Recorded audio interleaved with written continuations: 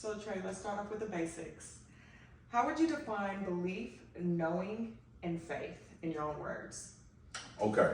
Before we start, this episode is definitely going to be challenging for a lot of you because we're going to be dealing with something that most Black people have thought their whole life, like as a child. I know I have. This has been a very difficult topic for me to grip with too. So let's just get into it. Okay, so there's a very big difference between knowing something, believing in something, and having faith in something.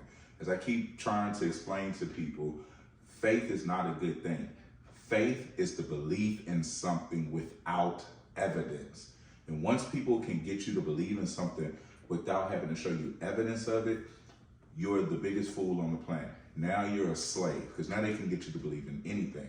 So let me just give a quick demonstration between knowing something, believing something, and have faith in something. So let's just pretend that these vitamin C tablets are Altoids, or let's just say Tic Tacs, okay? So that's clear. So you can see through the bottle that they're Tic Tacs. And everybody knows Tic Tacs has a very distinct smell. So if you smell somebody that's been eating Tic Tacs, you know it's Tic Tacs. So let's just say you come up to me and you don't see anything, but you smell my breath. And you're like, oh, hey, Trey, hey, can I have a Tic Tac? And I say, oh, I'm sorry, Vaughn, I ate all of them. I don't have any Tic Tacs, they're gone. So you believed I had Tic Tacs because you had evidence. The evidence was smelling my breath. So you believed that, but you was wrong. I don't have any. I ate the last one, they're gone. I don't have any more. But if you come up to me and I'm holding a can of Tic Tacs and you come up and say, hey, Trey, can I have a Tic Tac? So you no longer believe, you know. You see that I have Tic Tacs. You know you don't believe it anymore. You know I have. But if you come up to me and I don't have anything, as a matter of fact, my breath stank. It just stank. You have no reason. You say, hey, Trey, you have any, you have a Tic Tac? See, that's faith. You have no evidence that I have a Tic Tac. You have no reason to believe I have a Tic Tac. So that's the difference between knowing something. When you know something, it's irrefutable. But even believing in something, even believing is having evidence, but that evidence can be wrong. And you still can be wrong even though you believed it. But having faith, you don't have any evidence whatsoever. You just believe it. You have no evidence that Jesus rose from the dead, but you just believe it. You didn't see it. You just read a fictitious book. Things were contradicted. You don't have any evidence, and that's what religion, mainly Christianity, is selling you. It's selling you faith, believing in something that you can't prove and you have no evidence that it ever happened. So that's what I'm trying to make people aware of. Wow. When they're trying to sell you faith, when these pastors and preachers are constantly talking about faith, believe in this, we believe, they're telling you they ain't got no evidence of it. And they want you to believe in something that they can't prove. And that's when you're really a fool. So that's what we're going to get into today. So do you think people confuse believing with knowing? I absolutely think they do. I don't think people actually know what the terms mean and understand what place of your faith in something. See, you can't, I try to equate being a historian to a detective, because that's really all a historian is. It's a literary detective. And in that, we are trying to find the best, most probable answer, not the least likely possibility, which is what people of faith do. They'll take any possibility and apply it because they already feel that it should be, because their belief is so strong. And that is not how a historian operates. A historian takes the most probability and not the least possibility and let the evidence speak for ourselves. So for instance, if we have a detective has two suspects, and one suspect has the least likelihood to do a crime, the least means to pull it off, and the least motive to even want to do it in the first place. That detective should probably look at a different suspect, right? Then if he sees another suspect that has the means, has the motive, has the likelihood, has the want, but because he believes that this suspect should have done it or is possible, he'll contort and maneuver whatever kind of evidence they have to make it fit because they believe. And that is why that is extremely dangerous. We need to know. We need to know. We don't need to have this wild belief or even what's even worse, faith. Because now when we incorporate faith, we're at a rung lower than belief. Now we don't have no evidence. At least at the belief rung, we have some evidence, little, small, big, or a lot. But we have something to gauge our belief. Faith is the absence of all evidence, making it extremely dangerous to be thinking like that. So explain to me what it takes for someone to move from just believing into something to knowing it. That's a great question. And the only way we can move into the realm from faith, belief to knowing is to historically and accurately and without our emotion and without our dogmatic premise on it, to honestly look at the evidence presented. Let's take the 4 Gospels, okay? The Gospels in the Christian Bible, they're unauthored. We have no idea who wrote them. So they're anonymous written books. They're written in a different country, decades after the event, in a different language that Jesus did not speak. So right there, if we look at it honestly, that is extremely problematic with making this a historically accurate text. Now you start looking at the Gospels and you see that Jesus basically, from our earliest Gospel of Mark to our latest Gospel of John, he morphs. Everything morphs. His crucifixion, there's no reappearance scene in the original Mark. Then you see that he's basically Superman in the book of John. See, we have to look at these from a historical and look at our evidence of these, and now we can gauge and see, what do we know, what did the author add to the text, and what is his theological motive? And that's, as a historian, what we do, not letting our emotion say we just going to blindly and blatantly believe in this. No, we're going to investigate it. So does experience play a bigger role than information when it comes to knowing? I think not necessarily experience, but having the strength to say, you know what, I'm going to think for myself. I'm going to research this for myself.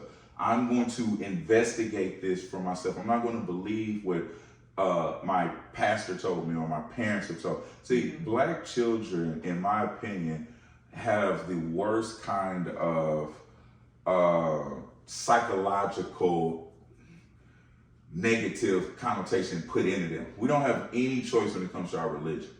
We are told this is what we're going to believe. You're forced to this. We don't have any other options. If you're a Black child, I guarantee you your child has not been to a synagogue or to a mosque or have had any exposure to any other religious concepts or theology concepts other than Christianity, other than telling your child you were born evil.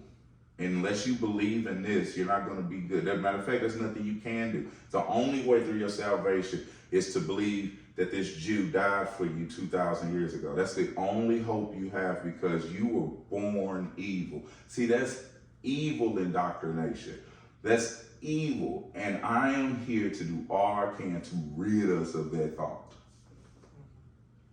Okay. So can you explain what it takes? Where does faith fit into all of this? Is faith something beyond belief, or is it just belief without evidence? That's exactly what it is. And that's why I'm trying to get people to just understand what they're saying, understand the actual textbook definition of things they just spew out. They have absolutely no idea. I see people with sweatshirts and t-shirts, buy the faith, buy faith. That means that you're literally advertising you're a fool.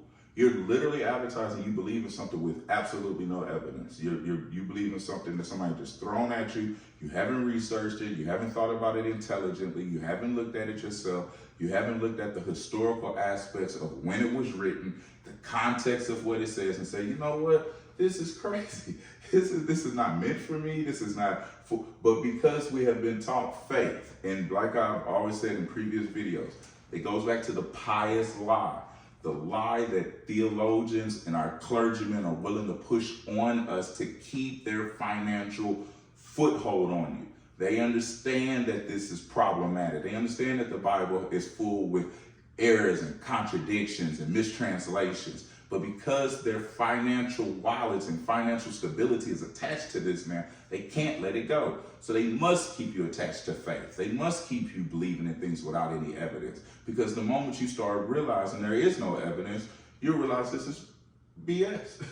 So they can't have that. So do you think people use faith as a substitute for knowledge when they're afraid to question what they believe? Absolutely they do. As soon as you question, like, hey, why are there two conflicting genealogies in 2 of our 4 gospels?